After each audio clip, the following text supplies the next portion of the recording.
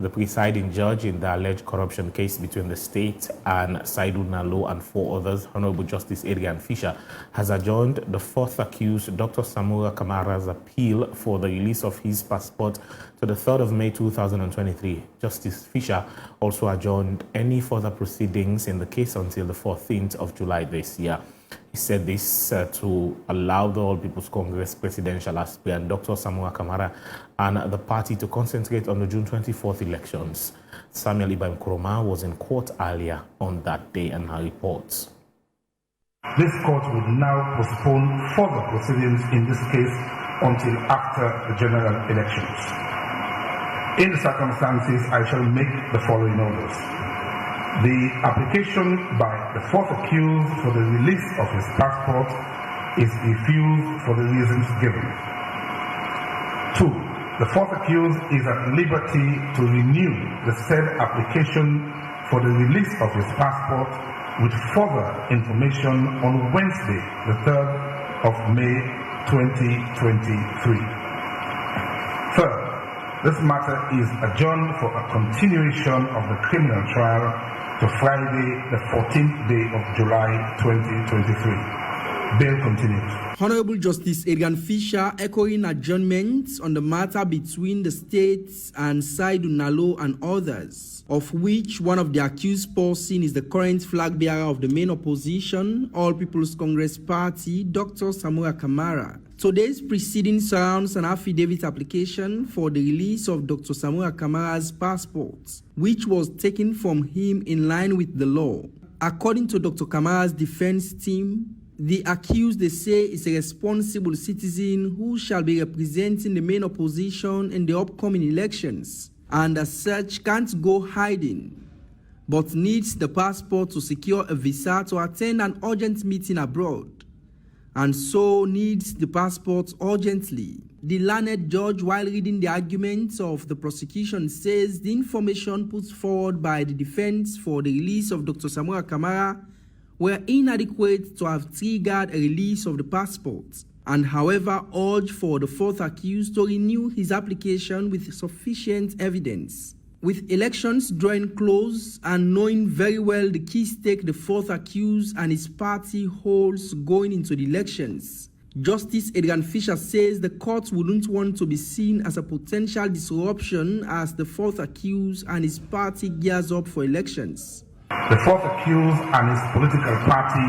are key stakeholders in that regard, and this court cannot, in the circumstances, ignore those matters. This court cannot lend its aid to a potential disruption of the opposition's plans and readiness to contest the elections by continuing criminal proceedings against the 4th accused during the election cycle. The court process itself would be disrupted, as would the preparations by the 4th accused and his political party, giving rise to a mistaken public perception of bias. This is a criminal trial, and as provided for in sections 23 subsection 2 of the Constitution of Sierra Leone Act No. 6 of 1991, the court shall maintain its duty to ensure fair hearing within a reasonable time. This matter has been adjourned for July 14th this year. Samuel Ibrahim Kuroma, AYV News, Freetown. Samuel Ibrahim Kuroma there with that story. Honorable, by default, let me ring you in quickly on this. The court's been adjourned to the 14th of July and taking into consideration all the consideration given there by the learned judge with regards the status of Dr. Samura Kamara. What's your take? Oh, thank you very much. I think this should have been done a long time ago, in the sense that whether you are innocent until proven guilty. Because there was rumor pandering around that you can't go for nomination. How can you say it is when you have been proven guilty that certain during the electoral process, that you are culpable not to even forward your nomination? So for this thing, I think the judge have looked, in his own wisdom, have looked at it and said, look, man, let the judiciary be a player in something that doesn't concern them. So he said, okay, go about your business. And after June 14, then the election results have been continue, and you come back to answer the charges. It's only but fair in the sense that even you see, when we were doing these things, it can be two-way. Look at the two-way approach.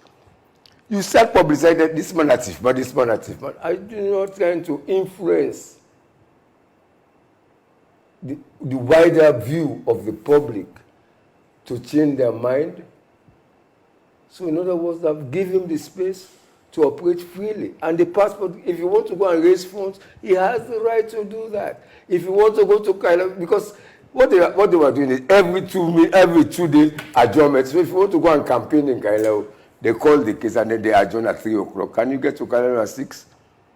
No, whatever the road condition is, it's not proper. So now at least all my heart on call. Give them the level, let go fail or win. That nobody will be blamed. But to me, it's the best thing for the time being. But you have done that long time ago. After the election, you call it. Right. Melvin, let me bring you on this. What's your take? I think if people have been following, I predicted this long ago before now in one of my analysis on the situation. I think you were the host, in fact, wherein I said, no matter what will be done now, there is a political mistrust. Even if Samuel Kamara is guilty, his APC followers, we are not going to see it that way. And I think Adrian Fisher, George, is expressing that. I want to say kudos to him for being very politically considerate in spite of the law. For once, I think we should give him kudos. That is not to say the issues around the delay and around the seizure of passports should not be discountenanced either. I think if you've given him the leverage under the consideration that he's a political leader of a party, why are you restraining him until May 3rd for him to get his passports? Of course, he has got to go and mobilize resources abroad. He has got to talk to his diaspora constituency. So if you are withholding his passport, I think that issue should be seriously considered for what I would call is it called, I don't know the legal term, a reprieve, if I put it, or some kind of easing. So that should be considered. But generally, I think the consideration that the matter be called after the election is important in terms of political sensitivity. But legal correctness, what does it mean post-election? What happens to that case should the APC win? What happens to the case should the SLPP win? And again, that brings me to the question, was it politically correct for the APC to have elected Dr. Samuel Kamara? I'm seeing a scenario of like Donald Trump, like Samuel Kamara. And it's quite catchy because his legal battles are quite serious. And it's good that the reporter established that he's on trial for a criminal case. If he's convicted, definitely it's going to be bad. But thankfully, he's been saved from that situation now. So kudos to the judge, but I mean, the delay in the trial and the seizure of his passports, those are issues that cannot be easily swept under the carpet. Now looking at the question you posed there on the options available, and if Dr. Samuel Kamara were to win the June 24th multi-tier elections, and looking at the incidents of office under Section 48, that says no action, whether criminal or civil, will be brought against the president while in office. That would be answered. But if the All People's Congress were to lose the elections, what do you think will happen going forward? If the APC is going to lose the elections, hypothetically, it means the political career of Samuel Kamara is done, basically, if they're going to lose. Because I don't think the APC will going to endear itself to continue to re-elect Samuel Kamara with those baggages. Not baggages even. You have two terms. You have won the first, this is the second, and you have. Oh no, but there's no barring that he cannot contest anymore. Common sense will tell you. So, I mean, the case itself has got implications on his political career. Thankfully, Adrian Fisher is saving him for now because of election considerations. Good. But that doesn't mean he's free from criminal indictments. That doesn't mean that on the COI grounds, he still stands as, I don't like to use this word because my friends in the APC will say, you don't need to use that word, I'm not a lawyer. But he stands indicted in simple sense. So for me, if this continues, if he is not elected, but again, guess what? If he's elected, it becomes more dangerous Mind you, there are players in the SLPP whose names are on that thing also, the likes of Ali Kaba and others. Will he be coming out to revisit the case and say, okay, let me go against these people who are politically, well, quote unquote, protected somehow? So it's a very serious case, and we hope to see how it will end. And we hope it will pan out very well in the interest of people. Because at the end of the day, it's missing state resources. Our money, SO2, nine people and chop. So even if you are green or red, you should not be protected by either or situation. So we hope that justice will be served, and thankfully, I think Adrian Fisher, I think no matter how radical you will call him a judge, but I think he has been salvaging some critical situations that many judges in our judiciary or in the bench perhaps have eschewed themselves from or recused themselves from. We need more radical judges like Adrian Fisher. And for me, I think kudos to him for being considerate and being sensitive to public opinion and political conjectures and realities. All right. Now, the mandate of the Fifth Parliament came to an end last week after President Julius Maada delivered his address and dissolved Parliament as prescribed by the 1991 Constitution of the country. In his address, President Biya urged political parties to break the barriers that prevent women from taking advantage of the 30% quota in Gender Equality and Women's Empowerment Act. Let's take the highlights from Parliament.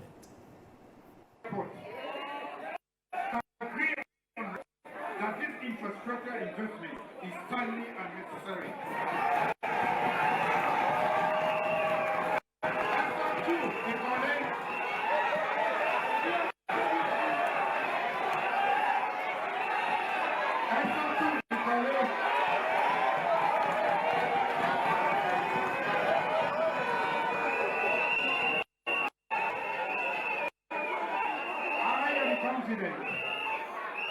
The state of the art Freedom International Airport signals for open skies and economic activities, making Sierra Leone a more attractive destination for tourists. Mr. Speaker, I'm pleased to report that my government, working with the People's Republic of China, has built and commissioned the first Australian Foreign Service Academy, a state-of-the-art academy of excellence for training foreign service practitioners in Sierra Leone and across the sub-region. The Foreign Academy will enable us to support our effort to our nation's foreign policy, strengthening cooperation with regional and international partners.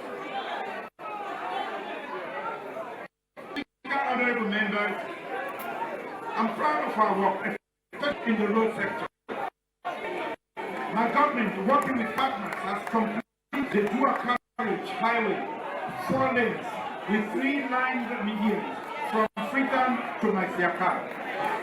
The route between Bo and Banajuma, 46 kilometers, and the Banajuma MRU road, 105 meters, and 3 bridges. A highway from Mayamba Junction to Mayamba and 4 modern bridges. The Pendembu Canal, which is 28 kilometers, and the hill station to region, completed with modern lighting. The long is 5 bypass road have been completed and will soon be commissioned. Mr. Honorable Members, we funded or undertaking graveling road works and cost in 1,800 kilometers of roads across the opening up remote communities and productive agricultural areas. More farmers can now bring their products to the market, giving citizens easy access to public services. Keep predictable spikes of petroleum products, and because of the downstream petroleum chain, thousands of jobs. My government commissioned storage tanks and company investing more in more storage facilities. Mr. Speaker, there on the closing of the 5th session of listen to what he was saying. It was so loud. You see, since he was clerk, who was the member of parliament, became clerk. then the standard of parliament went down. Definitely. You see, why do you have to dress things with buntings and everything? It doesn't make sense to me. Politics is a serious business. Until we treat it with the seriousness that it deserves, we're going to be having this thing. Dancing and making lots of noise, just even giving the chance. That's the president's final report card of his own 5-year. While he's thanking them for the cooperation they've delivered to the executive. He has given his report card what I've done. It's for you to listen, assess, and digest. But did they have time?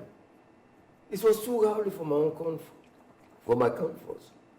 But then, that's what, you see what you're voting. That is why when you are choosing candidates for parliament, let us try to make sure conditions and circumstances may go down, but standard must be maintained. So if you look at the caliber of people you are sending to the institutions, we have watered it down to rally boy kind of thing. So, but at least this is an opportunity for both major political parties to rethink and reconsider and upgrade the standard of people going to parliament. Integrity comes in, morals comes in. But the point is we allow so many things to say, because you are popular doesn't mean to say you can go there in terms of politics. Within this short space of time and this opening we have now with the PR system, we'll be able to maintain sanity and standard, not that kind of South African pattern they came up with. So if it's when I will be the answer. No. And then the quality of leadership and the quality of the speaker is of the essence. Because sometimes, if you can't control your people you are dealing with, definitely the standard will come down. This fet. When you have a judge there, it is when we start tinkering with laws, that's where we have our problem. We think of that law to suit ourselves, the politician. But in the wisdom of the people who are writing this constitution, judge can be there, patiently listen. That he has been trained to do with experience. To listen in debate and try to adjudicate. But when you have political things coming in now, that one will fall short of quality and standard. But for now, look at the demand, said everything there. Not to dance and make noise, they make noise. Nobody listened. Even the speaker was trying to control the house. It was not done. And then one other thing I noticed, when parliament sees anything that is with the parliament should be left at parliament till the next leadership comes in. You know, the government will go back with them. It's wrong. You see, we should try to maintain standard, but at least everybody is free for all. Right, so Melvin, let me bring you in on this. Honorable raising some serious points there that the trajectory of our parliament has gone down or went down since we decided constitutionally to review or to amend the provisions that made provisions for judges to sit as speaker. And as such, because parliament is now more political, we have a very chaotic incidents such as honorable members of parliament fighting, tearing up documents within parliament, and also people from the gallery not listening when the president is making speeches. All right, let me tell you on several issues there. You first spoke about parliament and this point. There's this first point you raised, which is quite important. The speaker. The speaker. All right. Of course, on the point of the speaker being a politician, best practice warrants politicians to be in charge of parliament. All right, so with no regret, I think it was correct on the part of the 4th parliament, not even the 5th parliament, to have amended that provision that says you should have served 2 terms for you to be eligible as speaker. That being said, yes, when you have a political speaker, you have consequences to that because that speaker represents his or her political party's interest because the speaker comes from a political party. So is it correct to have a member from a political party being the speaker of parliament? Partly so, I think so, because if parliament is a house of representatives of political parties and independents, you cannot bring a judge who sits in a court or use the yardstick of measuring a court to judge parliament. These are the fundamental errors we've had, using a carpenter to judge a fisherman. And what you brings, you talk about political parties and the nomination, you get wrong nominees being given the symbol, because at the primary level of political parties, it's not we are not having electoral college system. Wherein these are experts or professionals that are selected from their walks of life to represent and give an opinion on behalf of the political party. Here, everybody is eligible. So if you are bought at the higher cost or higher price, you're going to vote somebody else, so which has got an impact on parliamentary effectiveness, because the number of new MPs you are having and the time they will take to just understand the dynamics and intricacies of parliament, it takes a lot of time. Of course, in the fifth parliament, we saw fast learners, the likes of Honorable Tawa, the likes of Honorable Abdul Karim, the likes of Honorable Abdul Kagbu, the likes of Honorable Abdul S. Mari Conte. These were fast learners. But ask yourself, how many of them came in for the first time and hit at the limelight? Many of them were not able, because you have to take at least some kind of 2.5 years to adjust to the parliamentary environment. So political parties must do due diligence on them. And on the issue of, well, this parliament, I think we should be very fair to the fifth parliament. Without holding a brief for them, I will quote an excerpt from the speaker's speech, if you permit me. Mm-hmm. He says, "And now this fifth parliament would like to publicly acknowledge making possible what previously was thought to be impossible. We met no fewer than 300 times in plenary alone, not to mention committee meetings, and some sittings lasted well into the late hours of the night. We have enacted an unprecedented number of bills into law, totaling over 75, approved 66 constitutional and statutory instruments, approved nearly 200 loans and grants, ratified over 60 treaties, conventions and protocols, and tabled 120 committee and delegation reports. None of these could have been possible without your excellency's support." All right, that is the political end. So it shows that, yes, they can do more, but generally, I am beginning to get upset when people are demonizing parliament for many times not the right reasons. Yes, we can vote against them, we can bash at them, we are paying them, but when we are doing that, we should be very mindful not to undermine the democracy. Because if we give the wrong impression about parliament, and if political parties give symbols to people who are talking about building bridges rather than enhancing and scrutinizing policies, then who is to be blamed? Political parties have got a duty of care this time around to give the symbol to the right persons, and the electorate must look at their plans and understanding about parliament. Because if you're coming to tell me that I'm living at New England Ville and you're coming to give us an overhead bridge, I'll ask you connecting to where? So these are the kind of realities that we are. But I think this fifth parliament, progressively on laws, they made very progressive laws. They were very weak on oversight.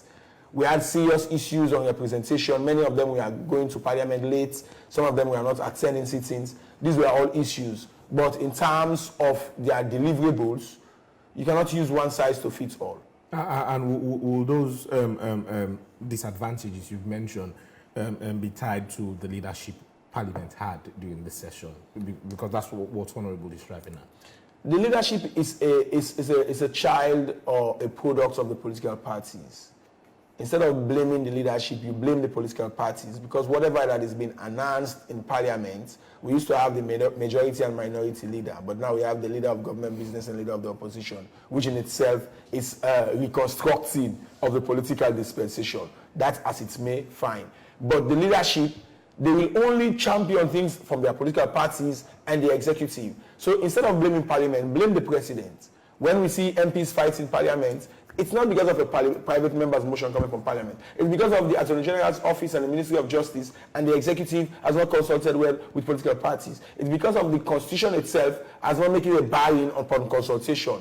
So for me, what we see in Parliament is just the symptoms of improper political organization from political parties, and of course the chief executive in this case, who is the president, because he's still the president of the Republic of Sierra Leone. Honorable, your last take on this before. My last take, as I said, we should be learning from our mistakes and correct them for the way forward. In the sense that we are looking at the thing as unity is in strength, diversity of interest. But when you try to collaborate, you see what happened with Pakaba? was able to go. There was six parties in parliament. He was able to, with the skill of Pamela Chichalagao, you call different political parties, you consult. If you don't consult, you see, when they came out, you see, this youthful exuberance sometimes bothers me. Hey, but I'll get my number. It started with Bundu, but left me will get number. That's the number. It's consultation. It happened with the PR system. Up to now, they are not sensitizing people how to go and do what the PR system is all about. We are leaving it to the last moment. And don't forget, some of these votes that have not think. Now the electoral commission is saying, as long as you have your card and you have your telephone number, you can vote. These are all chaos, recipe for chaos. So my own final take is, now we have seen the mistake, let us upgrade our standard. Conditions and circumstances, but standard online must be maintained. All right. But yeah, quickly, let me just take on this point on the rowdiness as espoused by Honorable Bamichida. I think I agree with him, and this is not the first time. I have been a critic that we should be very watchful on the people that are invited to the gallery. But guess what? These people are invited by no strangers, but by the MPs themselves. They want to score political mileage. And in pursuit of scoring political mileage, what they will do, they will invite one particular set over the other. For me, it was very, very unfair that the galleries were dominated by a certain political party. That is one. But they were interfering with the sitting, obstructing the president. Honorable Chidi, I think I agree with you on that. And for the 6th Parliament, I think we must regulate the galleries. Yes, everybody wants to see their representatives there. Fine. But they should conduct themselves with perfect decorum, and that was missing on that day. So I think yes, that's an issue. And on the empowerment of women, which was the point that the news carried, I think President Bio, yes, he did well with the Gimme bill, but I will always remain to say that was a piecemeal of legislation. You cannot empower women without amending the constitution. Once that is a secondary legislation with even exemptions, because the provisions are not applied to the office of the president. I think President Bilo could have done best appointing a woman as a running mate. That would have been a living example of women's empowerment. But with the jury, with its attendant, mismatches, I think it needs to do more. And should he be elected or whatever, that aspect of women's empowerment should be taken more seriously and it should be constitutionalized. Quickly, before I go over to our next speaker, on Facebook, Molai Baikamada says, the closing session of Parliament reminds me of Abacha Street when new product is in the market for auction. Well, we've always said it. You see, what I mean is expediency. Not everything that's logical is expedient. In politics, it's expediency. We don't learn from mistakes. We only capitalize. You see what happened? We are more reactive than proactive. We've seen all these things, so we have give the decorum. If you notice, what the president said, nothing people are listening. Look at when he was talking about the women's bill. There was no list. They see, the point is you are giving up your report card and thanking the MP. That's what they fail to understand. It's not your statement to do it. Like, please, I'm thanking you for supporting me in having this legislation passed to aid my work as president. But did anybody listen? No. I think President Bill is to be blamed because his relationship, the relationship between the executive and parliament, it needs improving. It needs serious improving. And the office of the political affairs. That office is dead. It's a waste of money. Let me come in that office. They should have had a team of all politicians, parliamentarians, in the State House or in that place. Not minister. Political retirees like you. No, we're not talking about me now. I'm talking about political expert. Yes, so when you come back, and so when you take that bill, how can you take Attorney General Kim is not experienced to go and talk to your colleague politicians? No, that's the worst side of President Bio's 5 years. You should have used that minister. No, you should have used parliamentarian, maybe in the office of maybe 5 or 6, all politicians there, so they can look at scrutinize some of the bills. And then they're able to talk to their colleagues. And by then, the SNP had the Ansu Kaikai of late memory and the Honorable Wake Chabi and others. They are still having the likes of Honorable Banadla and others. They don't use us. And these are the people you should deploy at that political and public affairs ministry. So politically, I think President Bio, politically, not electorally, failed. Well, the hanging on the lips of my elder. All right. Now, President Bio has called on leaders within the sub-region to prioritize prevention and strengthening of law enforcement in a bid to tackle human trafficking, which has become a security challenge in the region. He made this call during the opening of a two-day regional conference hosted in Freetown for ECOWAS states on ending human trafficking. Ronald Jomorovia has more on the story. The need to adopt a regional approach in addressing trafficking in persons cannot be overemphasized. This ECOWAS regional conference therefore seeks a regional initiative for eradicating human. Sierra Leone's Minister of Social Welfare, Bindu Dasama Kamara, emphasizing the need for collaboration in the fight against human trafficking at the opening of the regional conference. According to the United Nations Office on Drug and Crime 2022 Global Report on Trafficking in Persons, children continue to account for the majority of the detected trafficking victims, with an increase of child victims per 100,000 population by 43% between 2019 and 2020. Opening the two days regional conference, President Bio described the conference as crucial and timely, noting the engagement highlights the importance of consistent and collaborative efforts to the evolving nature of human trafficking. As leaders in the sub-region, our priorities are crystal clear. We must focus more on prevention through increased education and awareness raising at the community level.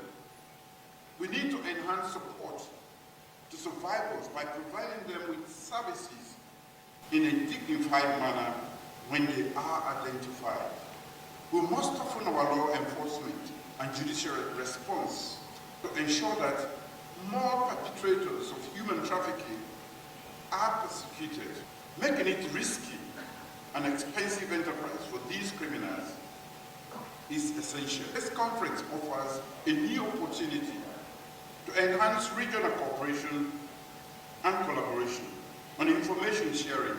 Underscoring the challenge of human trafficking, President of ECOWAS, Dr. Omar Ali Toure, described human trafficking as insecurity challenge facing the West African region that is facilitated by organized crime, hence calling it a moral and humanitarian concern that requires collaborative efforts. One of the key challenges facing West Africa today is insecurity. Human trafficking, the subject of this conference, is one facet of the insecurity that the region faces. Excellencies, ladies and gentlemen, allow me at this juncture to place on record our admiration for the unyielding commitment of the government of Sierra Leone to the eradication of trafficking in persons. Good laws and policies alone cannot sufficiently address the challenge. Strong coordination among relevant actors and effective implementation of those laws and policies must be undertaken. It is for this reason that ECOWAS attaches considerable importance to gatherings like this. As part of strides to tackling human trafficking in the country, Sierra Leone has in 2022 enacted the Anti-Human Trafficking and Migrant Smuggling Act and also developed a national referral mechanism for the protection of victims of trafficking in Sierra Leone. The 2 days regional conference being hosted at the Freetown International Conference Center in Aberdeen is expected to produce implementation program that will serve as a roadmap for the region. Ronald Jomorovia, AYV News, Freetown. Ronald Jomorovia there and our producer for today's show. Melvin, laws alone are not enough when you look at how big ECOWAS is as a region, and looking at the fact that ECOWAS wants to move from a community to a people, a state of people. The connectivity is now there with the ECOWAS ID card and with the one ECOWAS passport, you know, giving access to people to move across borders seamlessly.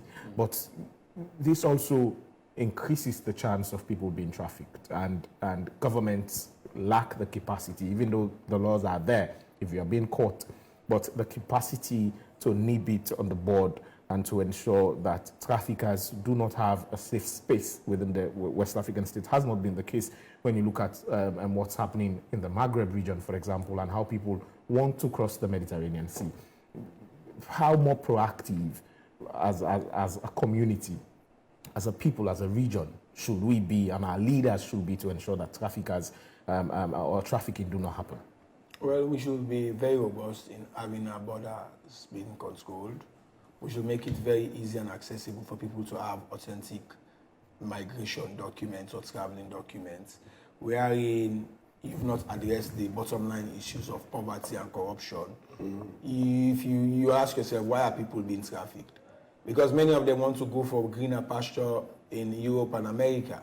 So if there is greener pasture here, why should somebody wants to go for a clandestine traveling to Europe or America? So we should be addressing the bottom line issues. But of course, that capacity is there. Looking at the geographic of West Africa itself, it only takes serious commitment to contain human trafficking. Because I can sit here now and the next day be in Conakry, traveling through porous borders. Porous borders doesn't necessarily mean only in Sierra Leone. You go to Liberia, they're having porous borders. You go to Guinea, they're having porous borders with other 2 or 3 nations. So West Africa itself is integrated by geographics. And no wonder the Berlin Conference and all of those things, yesterday we celebrated our 62nd independence. Those things were injustices to Africa development. And many people are not talking about that. And we should be talking about reparation from the West and elsewhere. Because those things, of course, today in Sierra Leone, a real-time story is that of Yenga. Who demarcated Yenga? Not us indigenous. It was the colonialists.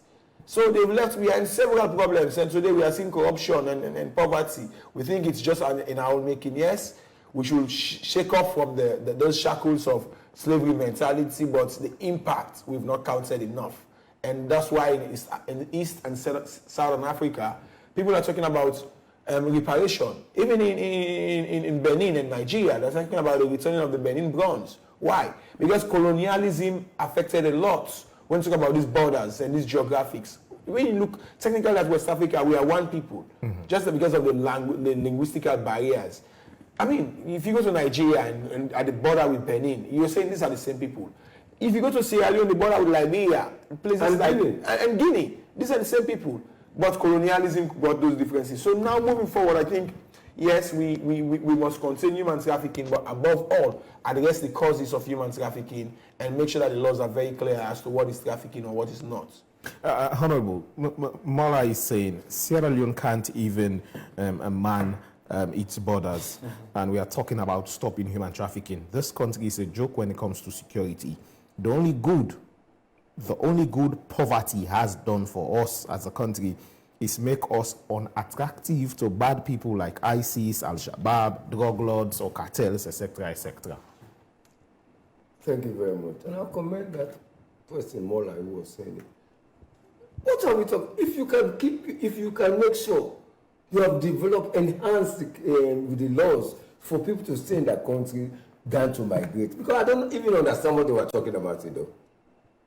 The human trafficking, it's when you've left your shores, then the trafficker will take you to Maghreb up to the border of Libya or Morocco.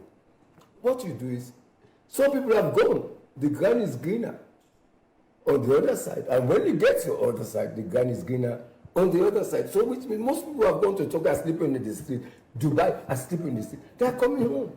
But nobody will tell you, you will never publish those stories of what they've gone through.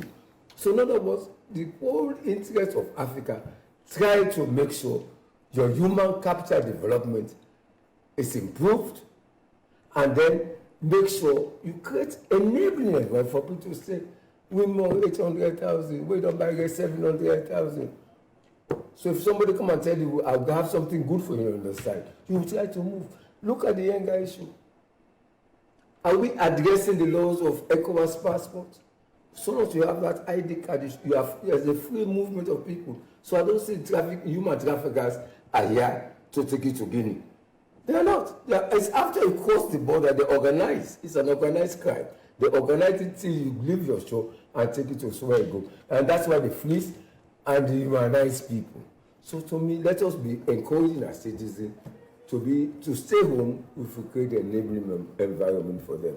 All right. Now, President Julius Maada earlier on this week commissioned the Arise Integrated Industrial Platforms $300 million United States dollars Sierra Leone industrial zone at Koya Chiefdom Poloko district. The 1,600 hectares industrial zone will host over 50 industrial and manufacturing companies to transform raw materials to promote the agricultural value chain and export. In his statement, the logistic value chain director of Arise, Jasper Ball, announced that as part of their investment portfolio, they are bringing a passenger train into the country that will transport passengers and workforce between the provinces. Let's have the highlight. Then when they work, this investment where they don't put now, directly the one they will employ. Now 9,000 direct job provide.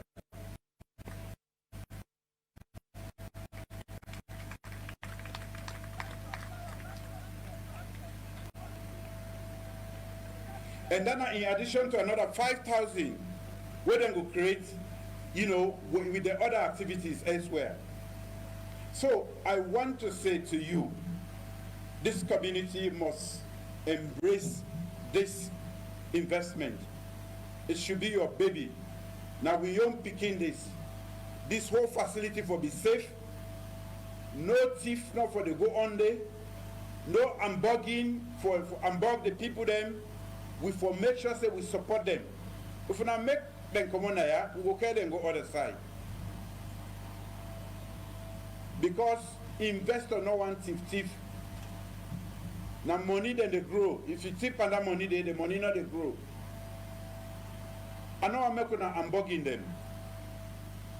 And for those of us who are sensitive about the environment, the power plant to be used in this industrial zone is expected to be 100% powered by sustainable energy. I'd like to conclude by thanking you again, Arise, Afri-Exim Bank, AFC, our friends, and all other stakeholders present here.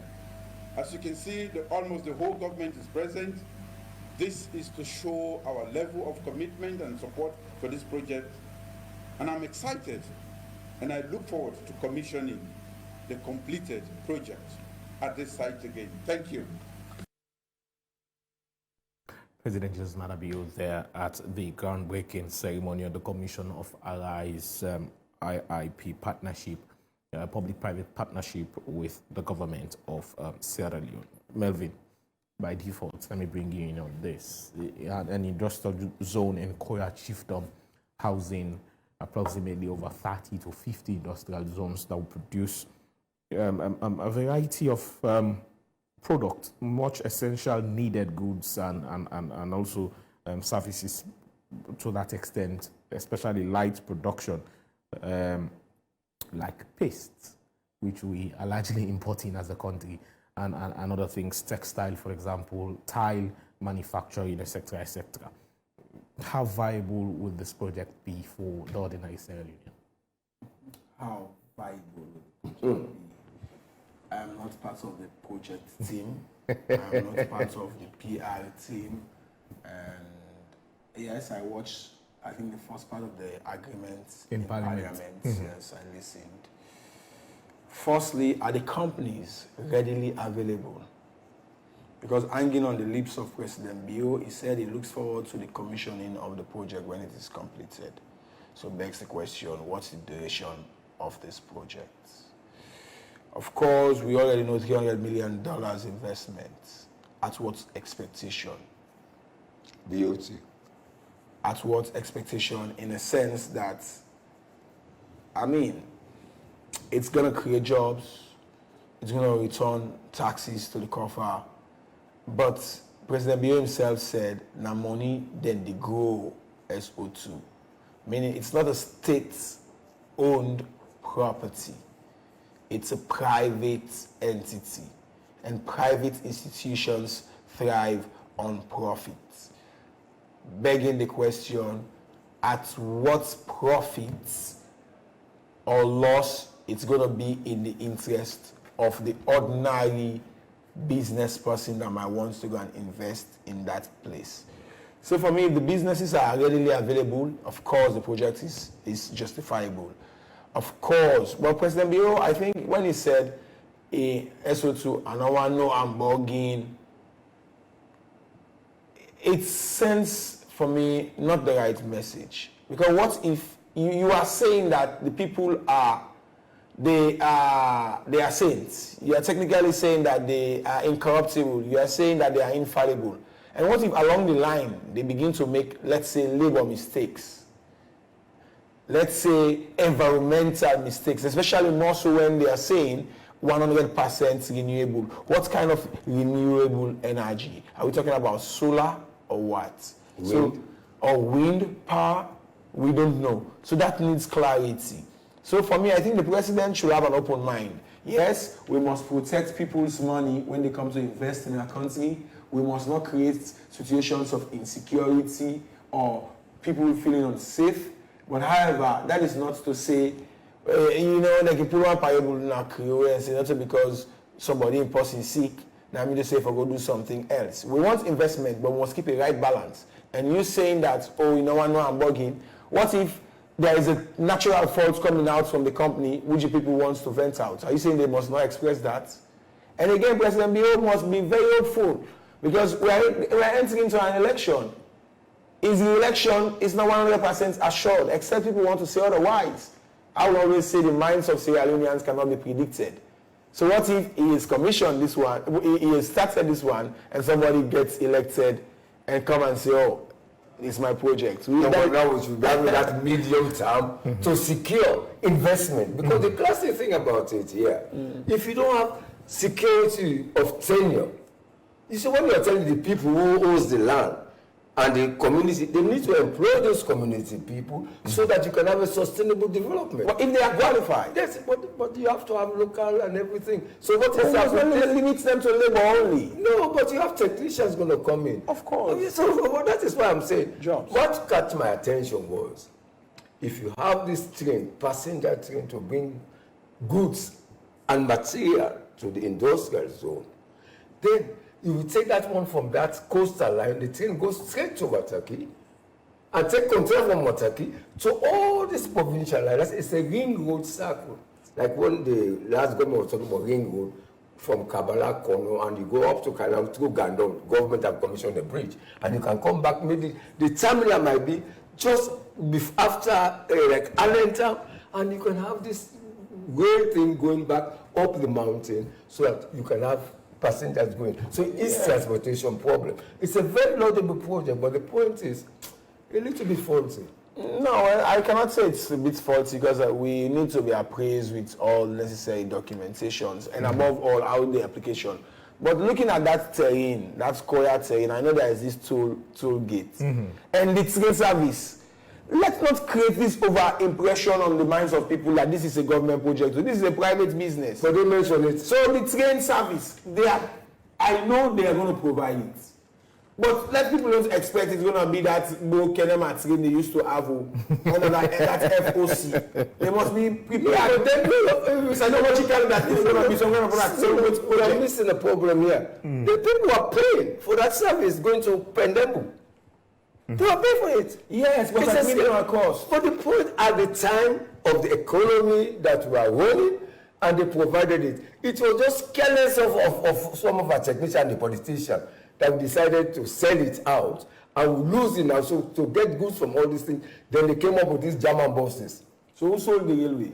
Shaka Service and the NCJ partner. So Manabia is coming in again, but in a different fashion. I wouldn't say in a private investment firm. All right, gentlemen, thank you very much. I'm afraid we do not have enough time. This is where we end the segment of Weekend Review. Thank you, gentlemen, for honoring our invitation, and also to our lovely audience for being part of the program. A repeat of the show will come up tomorrow at 9 a.m. Many thanks to my producer, Ronald John Morovi, and the rest of the technical team.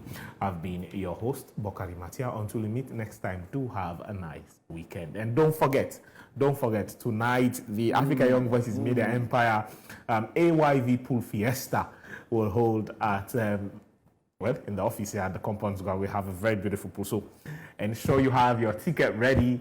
And the MCs and the DJs are ready. DJ Kojo, DJ Blue, DJ Highway, and the rest of the team. And also, I myself and Johnny will be the MCs for tonight. So make it a date as we celebrate everything and all today at the Africa Young Voices Media Empire with the AYV Pool Fiesta. So can we have our own ticket?